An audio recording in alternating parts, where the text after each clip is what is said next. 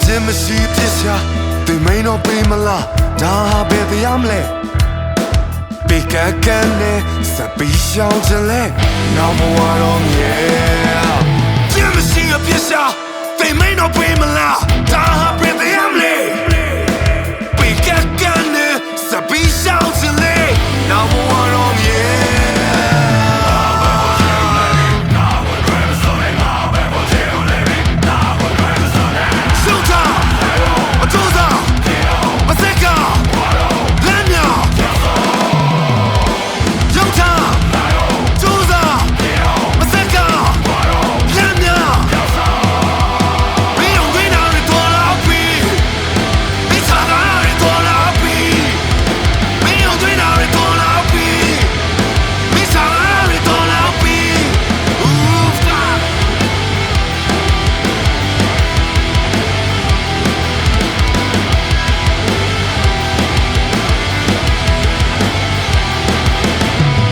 မရှိပြစ်ရှာ